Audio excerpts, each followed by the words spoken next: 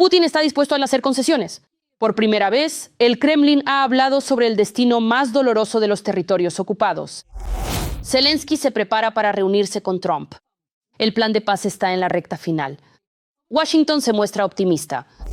Rusia ataca cínicamente Kiev con misiles contra la infraestructura energética y edificios residenciales. Moscú vuelve a mentir sobre el control de Kupiansk. Budanov revela cifras impactantes. Rusia ya ha superado el plan de movilización de 2025. Nueva amenaza. Los Shahed rusos eluden la defensa aérea ucraniana a través de Bielorrusia. Y el despliegue de Oreshnik en la frontera amplía drásticamente las capacidades de ataque contra objetivos de la Fuerza Aérea. En Gulyai-Pol han entrado grupos de asalto ucranianos. La operación de limpieza ha comenzado. El enemigo está sufriendo pérdidas colosales. Y los drones están incendiando la base de las fuerzas especiales rusas del GRU. Hola, me llamo Julia Kokan y ahora mismo les contaré lo más importante. Pero primero denle like a este video y suscríbanse a nuestro canal para que no volvamos a perdernos en los vastos espacios de YouTube. La situación en Gulyai-Pol, en la región de Zaporilla, sigue siendo una de las más difíciles de toda la línea del frente. Según el representante de las Fuerzas de Defensa del Sur, Vladislav Voloshin, en la ciudad continúan los feroces combates callejeros. En la parte central, así como en las afueras occidentales y meridionales, las tropas rusas llevan a cabo diariamente de 20 a 30 acciones de asalto, intentando abrirse paso hacia el centro de Gulyai-Pol y expulsar a los defensores ucranianos. En los canales rusos se difunde un video en el que los ocupantes rusos arrancan la bandera ucraniana cerca del monumento a Néstor Makhno en el centro de la ciudad y colocan la suya. Al mismo tiempo, el 425º Regimiento de Asalto Independiente, Skelly, informó oficialmente que sus grupos de asalto han entrado en Gulyai-Pol y están llevando a cabo una limpieza activa de la ciudad de enemigos. El regimiento de Skelly inició una operación en el asentamiento de Gulyai-Pol. Están realizando una limpieza dentro de Gulyai-Pol. Aquí la situación es complicada. Bajo la cobertura de la niebla, el enemigo logró entrar en las calles de la ciudad. A los grupos de asalto del regimiento se les encomendó la tarea de limpiar Gulyai-Pol de los ocupantes y restablecer las posiciones de las fuerzas de defensa. Los asaltantes entran en la ciudad, comienza el trabajo de combate. Se formó un destacamento conjunto y fue enviado en esta dirección. Ahora han establecido líneas de defensa, así que se han formado grupos de asalto que están llevando a cabo la limpieza. También en la dirección de Zaporilla fue destruido un destacamento de infantería Akhmat que se dirigía hacia Mala Tokmachka. La operación fue llevada a cabo por infantes, artilleros y morteristas de la 108ª Brigada del Dnieper. Mientras tanto, los medios del Kremlin vuelven a afirmar el control sobre Kupiansk. Esta es la dirección de Yarkov. Esta vez publicaron un videomensaje de los comandantes de las compañías de asalto, pero la grabación ni siquiera es en la calle y el rostro del soldado ruso, por alguna razón.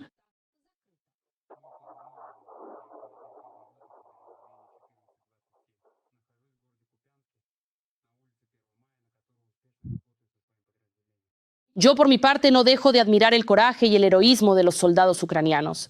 Ellos mantienen el frente y resisten a una enorme horda que los supera ampliamente en número.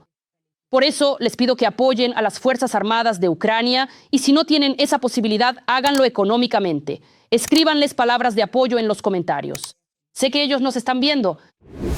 La máquina de movilización rusa está funcionando a toda potencia y no piensa detenerse. El Kremlin quería 403.000 personas para el año 2025 y esa cifra se alcanzó ya a principios de diciembre. La principal fuente de reposición del ejército ruso son los contratistas. Así lo informó en una entrevista para Suspilne Kirilo Budanov, jefe de la Dirección Principal de Inteligencia del Ministerio de Defensa de Ucrania. Y para 2026, el apetito de movilización es aún mayor, 409.000 personas. Y eso no es todo. Según los partisanos de Atesh, a los soldados rusos heridos en los hospitales de la Crimea ocupada y de Donetsk los obligan a firmar nuevos contratos directamente en sus camas. El ultimátum es simple: o firmas un contrato voluntario o te mandan inmediatamente al asalto, a menudo hacia la dirección de Zaporilla. Un incidente similar ocurrió hace unos días en Simferópol. Un militar ruso, tras sufrir múltiples heridas de metralla, una grave conmoción cerebral y la pérdida de la audición, en lugar de recibir rehabilitación, se enfrentó a un ultimátum directamente en el hospital. El mando aplicó el método estándar de presión: o firmas voluntariamente un nuevo contrato, que supuestamente te da una vaga oportunidad de evitar el frente, o el envío inmediato a una unidad de asalto en la línea cero sin ningún tipo de rehabilitación. Moscú está arrojando cada vez a más personas a la picadora de carne y no planea detenerse. ¿Todavía hay alguien que crea en su deseo de paz? En vísperas de la reunión entre Zelensky y Trump, Rusia atacó a Ucrania en la noche del 27 de diciembre. Durante 10 horas, Kiev fue bombardeada con Kinzhal, misiles balísticos y de crucero, y drones. Según el presidente de Ucrania, Volodymyr Zelensky, Rusia lanzó contra Ucrania 40 misiles y más de 500 drones. El enemigo atacó deliberadamente infraestructuras energéticas y edificios residenciales.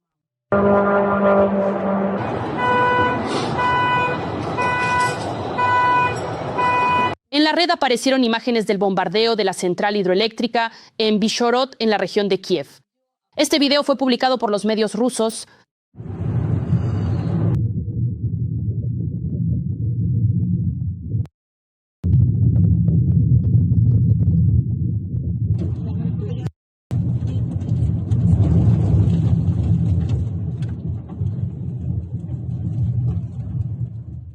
Tras el bombardeo nocturno, casi un tercio de la capital quedó sin luz, calefacción ni agua.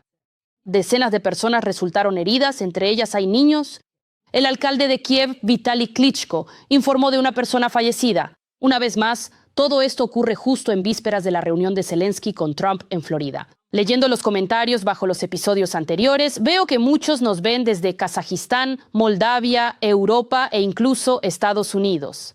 Nosotros, los ucranianos, les estamos muy agradecidos por su apoyo y estamos orgullosos de que tengamos espectadores sensatos. Escriban bajo este episodio desde qué país nos ven y si en su país apoyan nuestra lucha contra el imperio del mal.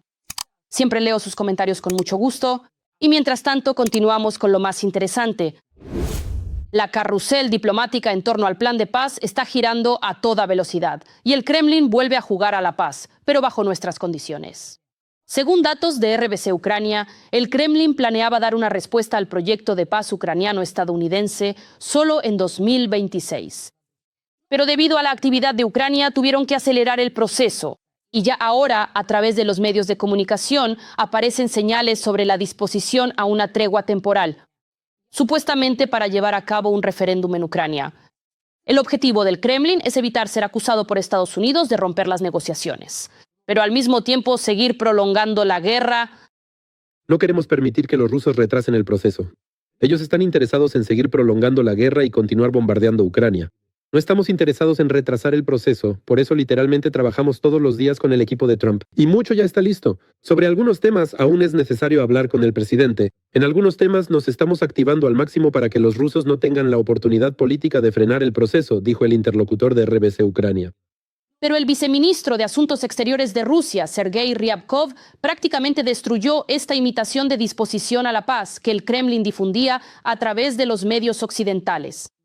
En una entrevista con la propagandista Skabeva, no ofreció ningún tipo de compromiso. Rechazó de plano todo el plan ucraniano estadounidense y repitió la retórica tradicional del Kremlin sobre la necesidad de eliminar la causa raíz de la crisis. Sus objetivos serán alcanzados y declaró que el riesgo de un enfrentamiento nuclear directo entre Rusia y Estados Unidos aún no ha sido eliminado.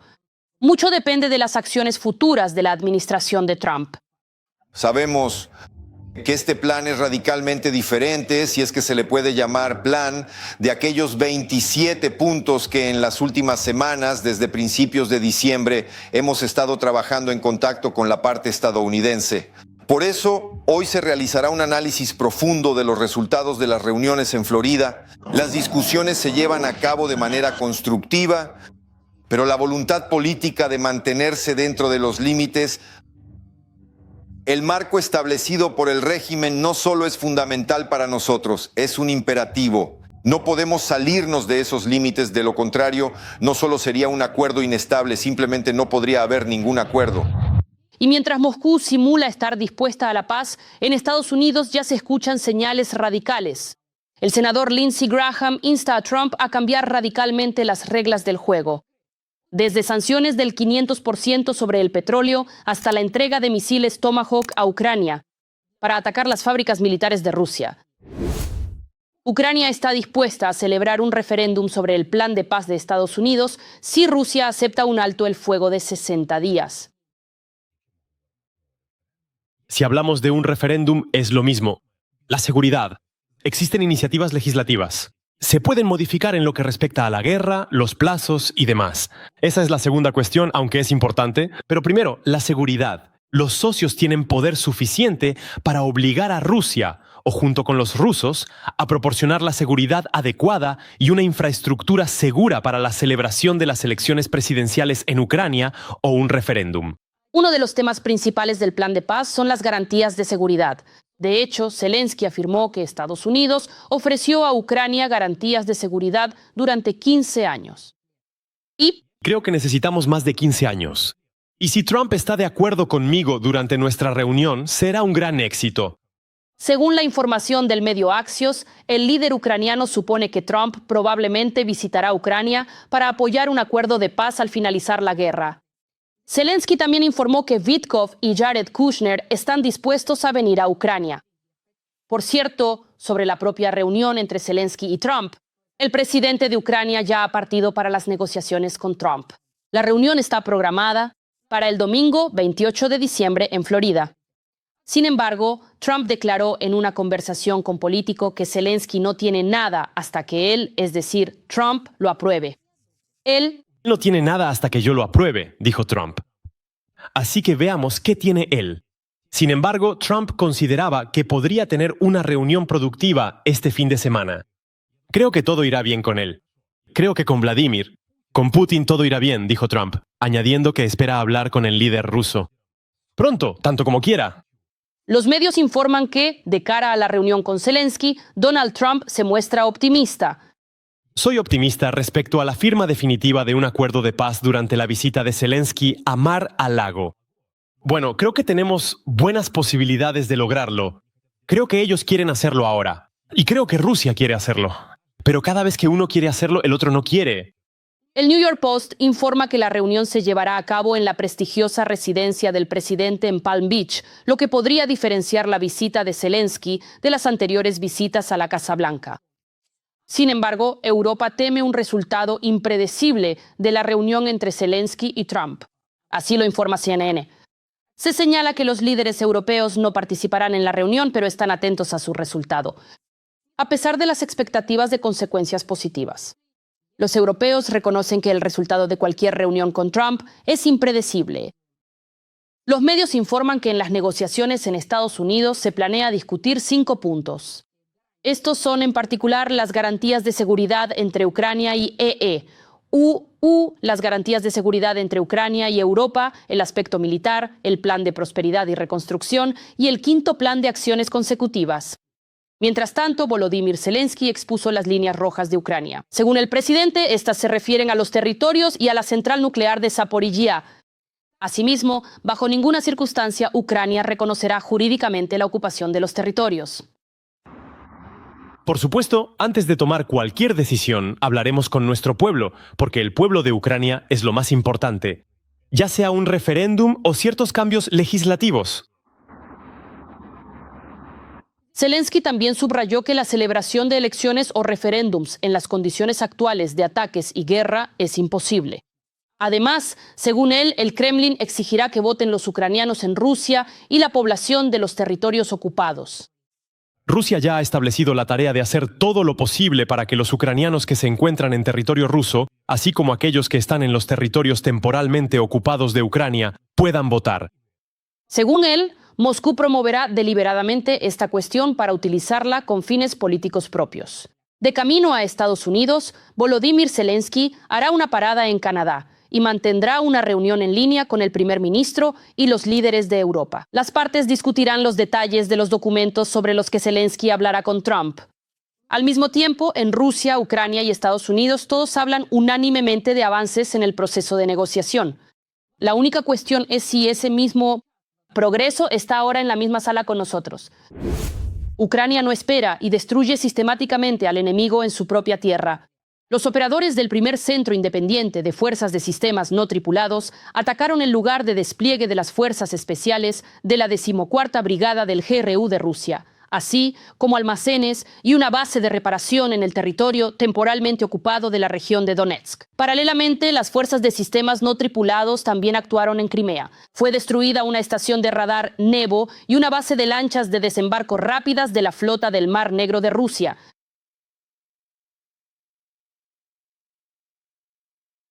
Y los especialistas de la unidad especial Gur-Prizrak eliminaron recientemente en la península ocupada un lanzador, una estación de radar y un vehículo de mando y control del sistema de misiles antiaéreos Buk M3.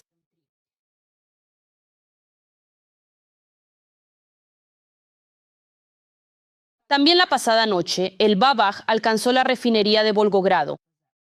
Pero incluso en la guerra hay lugar para la humanidad. Húsares de asalto rusos fueron eliminados con precisión por el operador de sistemas no tripulados de la 92 Brigada de Asalto Independiente, Occupant Minus. El caballo está ileso.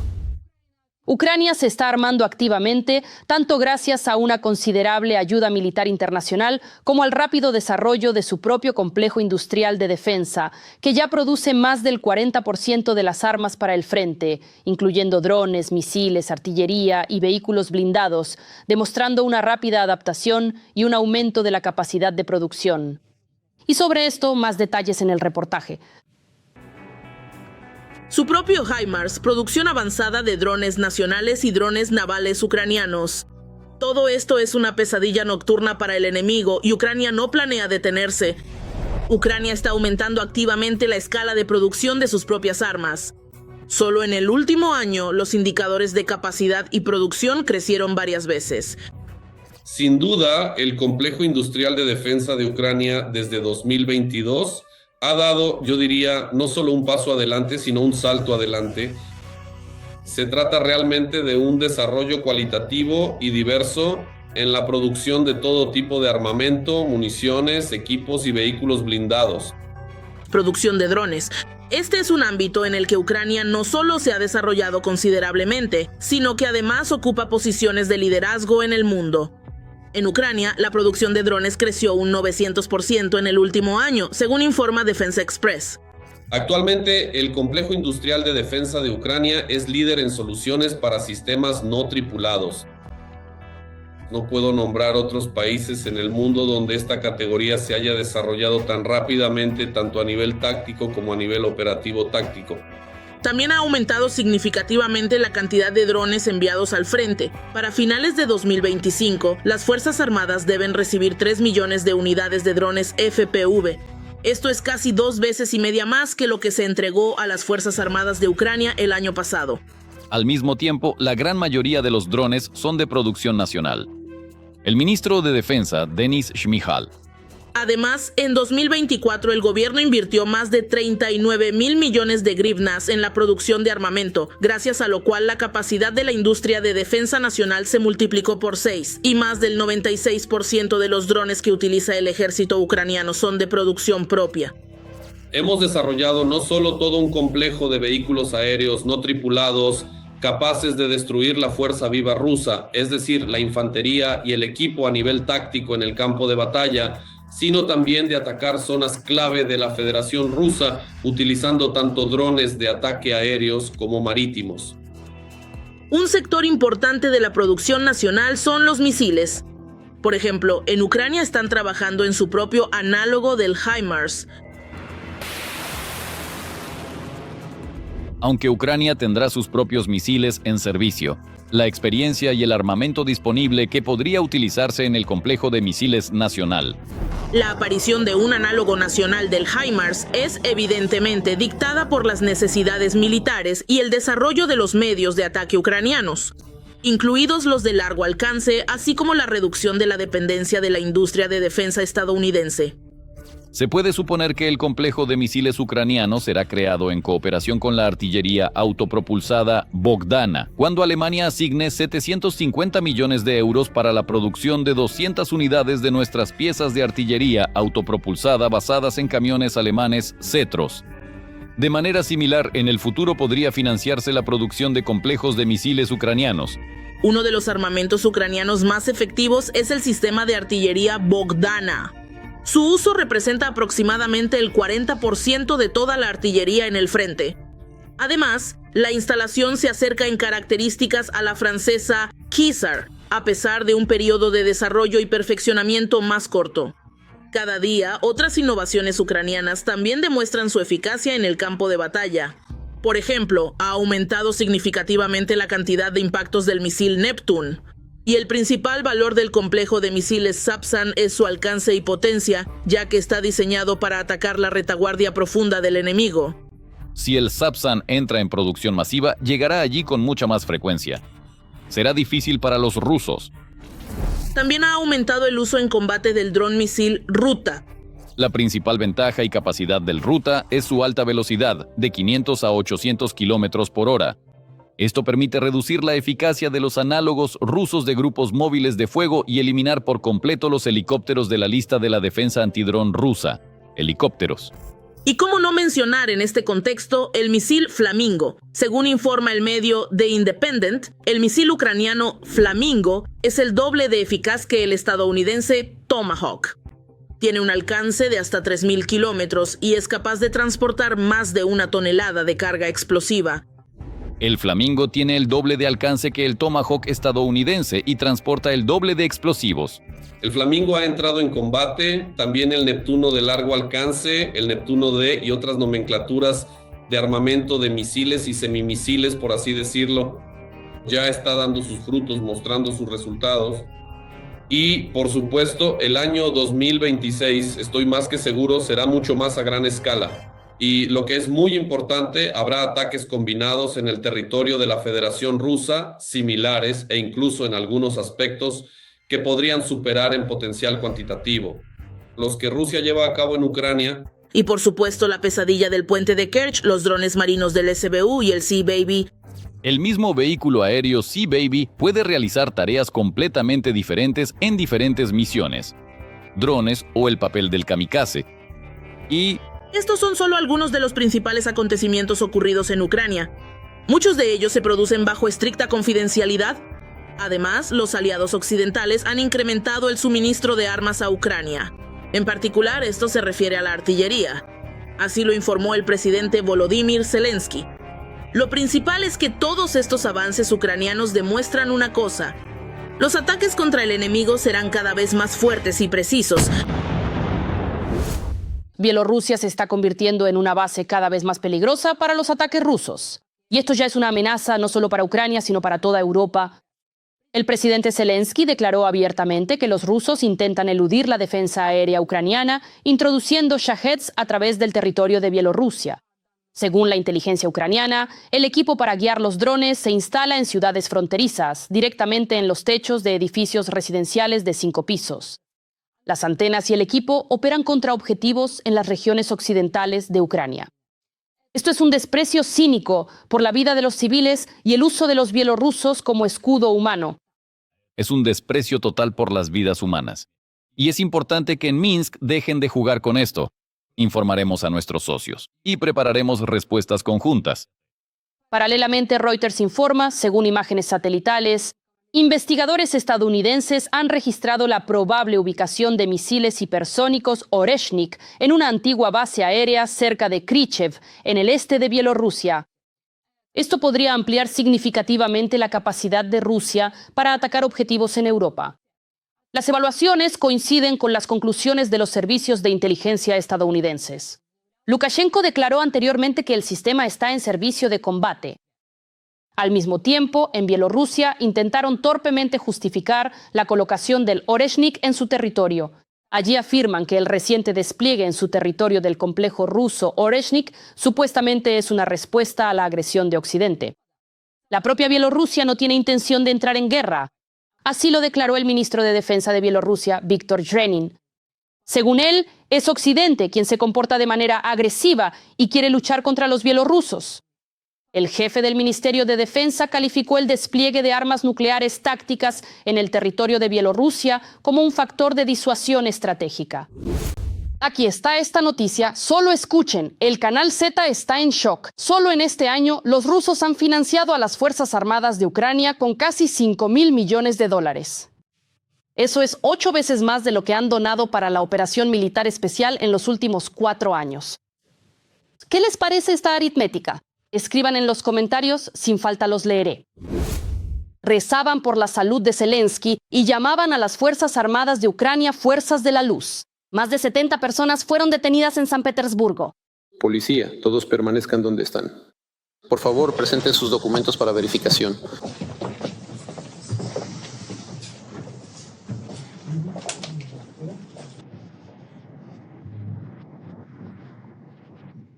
Medios de comunicación rusos llaman sectarios miembros organización Escuela Principio Unificado.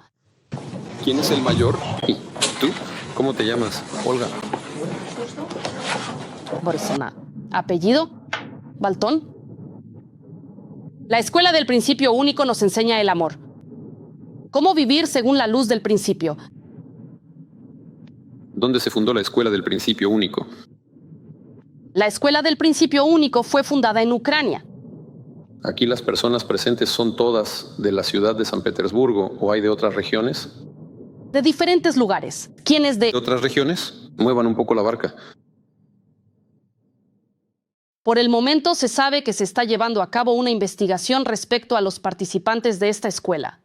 Se está considerando la apertura de una causa penal según el artículo sobre las llamadas noticias falsas acerca del ejército ruso. De hecho, según este artículo, se enfrentan a hasta 10 años de prisión. ¿Y qué opinan de estos ánimos en la llamada capital cultural de Rusia? Escriban. Me divorcié de la URSS porque era real. Roja. Bandera. Esa publicación apareció ayer, en el aniversario de la disolución de la Unión Soviética, en la cuenta ucraniana de la red social X. Les recuerdo que el 26 de diciembre de 1991, el Consejo de Repúblicas del Soviet Supremo de la URSS celebró su última sesión y adoptó la declaración sobre el cese de la existencia de la Unión Soviética. Por cierto, red flag se utiliza para describir características con connotación negativa. Además, aquí se da un interesante juego de palabras, porque red flag se traduce como bandera roja, y la bandera de la Unión Soviética literalmente era roja. Así que al administrador de la página de Ucrania en la red social X, un like por un troleo exitoso. Los ciudadanos rusos verán con buenos ojos el aumento de la carga fiscal en 2026, si el dinero recaudado se destina a fortalecer la capacidad de defensa del país. Así lo declaró personalmente Putin en la reunión del Consejo de Estado. En otras palabras, en un lenguaje sencillo, los rusos van a aportar dinero para la guerra. Nuestros periodistas conocen los detalles. El dictador ruso Putin declaró que los rusos se alegrarán del aumento de impuestos si el dinero se destina a la guerra. Si proporcionamos apoyo específico a sectores y empresas de importancia crítica y cumplimos con todas las obligaciones sociales ante la gente, y resolvemos la cuestión de garantizar la seguridad y la capacidad de defensa del país, incluso gracias al aumento de la carga fiscal, y entonces habrá una comprensión total entre la gente de lo que estamos haciendo y, en consecuencia, apoyo. Esto suena especialmente cínico, considerando que incluso según las últimas encuestas en la propia Rusia, el 66% de los habitantes está a favor de negociaciones de paz y el fin de la guerra. Y los nuevos impuestos acabarán con todas las pequeñas empresas del país y dejarán sin trabajo a millones de personas. Ahora les están aumentando todos estos requisitos para el pago del IVA, bajando el umbral. Al superar ese umbral de ingresos tienen que pagar el IVA. Y por lo visto muchos perderán la posibilidad de hacer negocios y de mantenerse por sí mismos. Tendrán que ir a trabajar a algún sitio o firmar un contrato.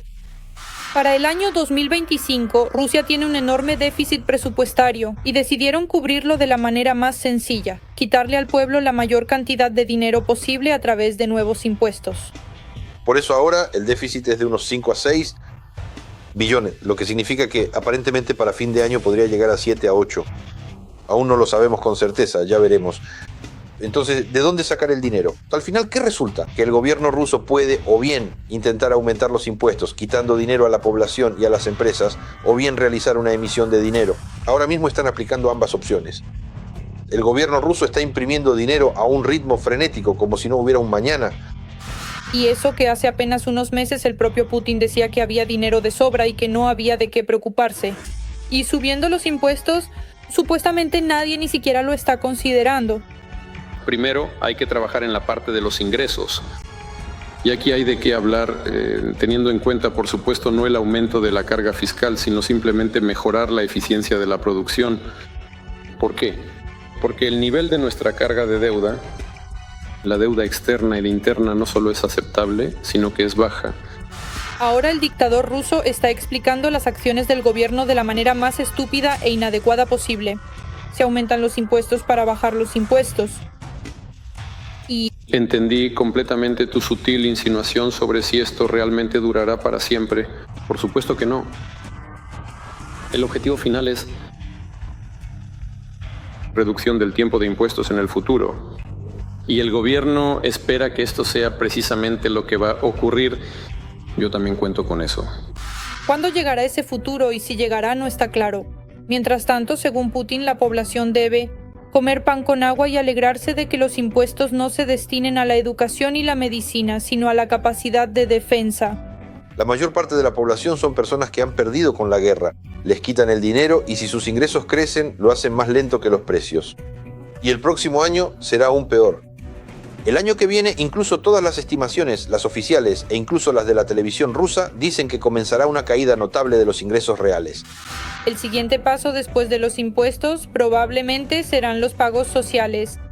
Todos esos pensionistas que tanto adoran al zar y se alegran de la guerra y de la grandeza rusa inventada, pronto se quedarán sin nada.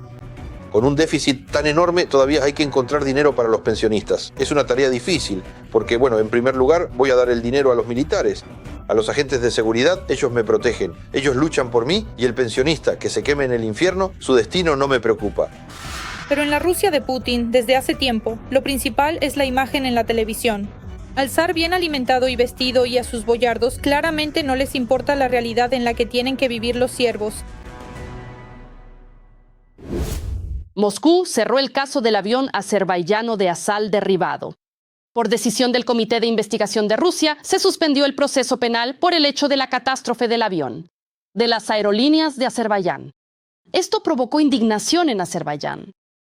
Según informan los medios locales, el ministro de Asuntos Exteriores, Ceyhun Bayramov, declaró oficialmente que tal medida por parte de Moscú plantea serias preguntas. Ayer fue el aniversario de la tragedia. Expreso mis condolencias a las familias de las víctimas. El hecho de que el avión fuera derribado fue reconocido por la parte rusa algún tiempo después y también se anunció el pago de compensaciones. Fue una declaración importante. En Bakú esperan que el caso se lleve hasta el final. Nuestras expectativas son que el proceso se complete de acuerdo con las negociaciones llevadas a cabo por los líderes de ambos países. Les recuerdo, hace un año, el 25 de diciembre de 2024, el avión Embraer 190 del vuelo Bakú-Grozny se estrelló en Kazajistán, después de haber sufrido daños en el espacio aéreo de Moscú. Murieron 38 personas. Ese día, la defensa aérea rusa estaba actuando contra drones desconocidos en la zona de Grozny. Por eso, la causa de la caída fue el impacto externo de los elementos de combate de un misil. Esto fue confirmado en la investigación del Ministerio de Transporte de Kazajistán. Esta situación demuestra la táctica habitual de Moscú. Primero expresar condolencias y luego cerrar la investigación en silencio. Se han publicado las sensacionales conversaciones entre Putin y el presidente de Estados Unidos, George W. Bush. El dictador del Kremlin, en particular, se quejaba a su entonces colega estadounidense de que Rusia había entregado Ucrania, Kazajistán y el Cáucaso. Los detalles en el reportaje. ¿Cómo eran realmente las relaciones entre George W. Bush y Vladimir Putin fuera de las cámaras de televisión?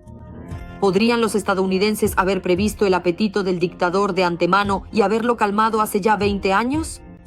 Los puntos sobre las IES los pone la transcripción de las conversaciones durante los encuentros y llamadas telefónicas que tuvieron lugar entre ambos líderes. En 2001, 2005 y 2008. ¿Qué fue lo que realmente sucedió? La buena voluntad soviética cambió el mundo voluntariamente y los rusos renunciaron voluntariamente a miles de kilómetros cuadrados de territorio. No se nota. Ucrania, que durante siglos fue parte de Rusia, fue entregada. Kazajistán fue entregado, el Cáucaso también. Es difícil de imaginar. Y todo esto fue hecho por los jefes del partido. A lo que Bush responde que, al otro lado del océano, ven a Rusia como parte del mundo occidental.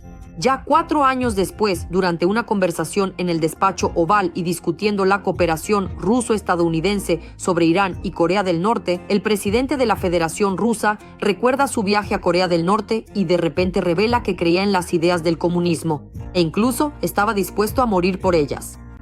Y así, en 2008, ya es Putin quien recibe a Bush hijo como invitado. La reunión tiene lugar inmediatamente después de la cumbre de la OTAN en Bucarest. Allí se intensificaron las discrepancias debido a la campaña de Estados Unidos para invitar a Georgia y Ucrania a la OTAN y unos meses antes de la invasión rusa a Georgia. Al pasar a las conversaciones en Bucarest, Putin declara su firme desacuerdo con la adhesión de Ucrania y Georgia a la OTAN y dice que Rusia se apoyará en las fuerzas anti-OTAN en Ucrania y creará constantemente problemas en ese país, ya que le preocupa la amenaza de la instalación de bases militares y nuevos sistemas militares en las inmediaciones de Rusia. De manera inesperada, en respuesta, Bush expresa admiración por la capacidad del presidente ruso para exponer claramente su posición. Sin embargo, una de las cosas que admiro de ti es que no tenías miedo de decirlo directamente.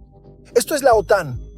Esto es muy digno. Respeto. La gente escuchó atentamente y no tuvo dudas sobre su posición. Fue una intervención contundente desde el mismo inicio de su gobierno en Rusia. Desde los primeros días, Vladimir Putin consideró un gran error la transferencia de estos territorios. El uso libre, el uso propio por parte de los pueblos de estos países. Los analistas señalan que estas transcripciones no solo muestran la relación cordial de los estadounidenses con la administración de Putin, sino también cómo, a pesar de todo, en Occidente se reverenciaba al Kremlin y se cerraban obstinadamente los ojos y oídos ante las señales provenientes de Moscú. Usted preguntó si ellos no podían hacer algo. No querían hacerlo. Hay un detalle curioso allí.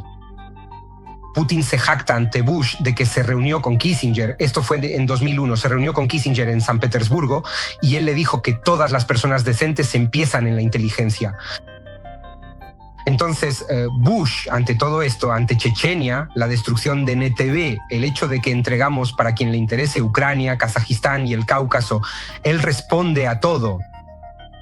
Queremos peso, y no porque los estadounidenses la ayudaran. Por el contrario, tanto entonces como después, sí, en realidad Ucrania, ¿qué es el memorándum de Budapest? Eso es. Resulta que en realidad no había garantías, pero Ucrania entregó su arsenal nuclear, el segundo más grande del mundo. ¿Por qué? Aquí es donde los estadounidenses sí querían. Ellos querían que todas las armas estuvieran concentradas en Rusia y querían una Rusia fuerte y estable. Ya 20 años después, la falta de acción de las administraciones y presidentes estadounidenses llevó a una de las guerras más sangrientas en el continente europeo. E incluso ahora, al otro lado del océano, intentan apaciguar al agresor presionando a Kiev y exigiendo que entregue sin luchar parte de las